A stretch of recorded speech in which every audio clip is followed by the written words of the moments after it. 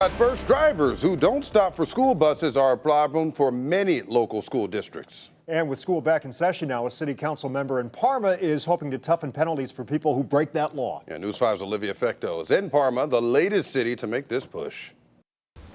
Parma City Council's efforts come just about a month after Avon Lake passed a similar law. Mayfield Heights is also considering similar legislation.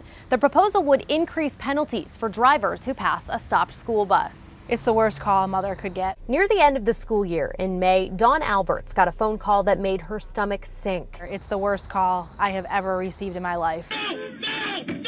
Her son Mason was one of two children hit by a driver who passed a stopped school bus in Willowick. I couldn't even think. I ran out of the office and rushed to the hospital. And in the morning, the bus is coming eastbound. Accidents like the one that hurt Mason have Parma City Councilwoman Kristen Sabin ready for change. He rides the school bus every single day. Sabin's 13-year-old son, a middle school student, catches the bus a couple blocks from their home. She's seen cars pass school buses in her own neighborhood. I was appalled.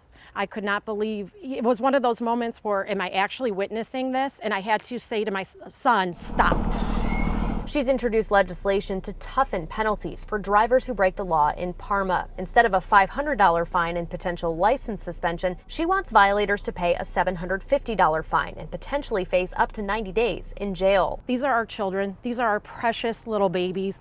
And we are in a situation where we are a rush community. Let's just stop.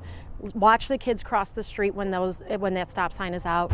This is something that we see every day. Parma City Schools Transportation Director Angelo Caputo says people don't always slow down or stop when they see flashing lights or a stop sign on a bus. The penalties have never been stiff enough. So as soon as people start actually getting smacked with this, then instead of speeding up for that school bus when the amber lights come on, they'll be slowing down to stop. Dawn Albert's son Mason is doing much better than he was after the accident. He's doing great. He's able to walk on both of his legs and without any trouble with his leg anymore. Although it doesn't change what happened, she thinks seeing cities consider stiffer penalties is a step in the right direction. I give kudos to the city of Parma. I think that every city should be looking into this. Parma City Council is expected to talk about this ordinance again in early October before voting on it later that month. Councilwoman Sabin says other council members have been supportive.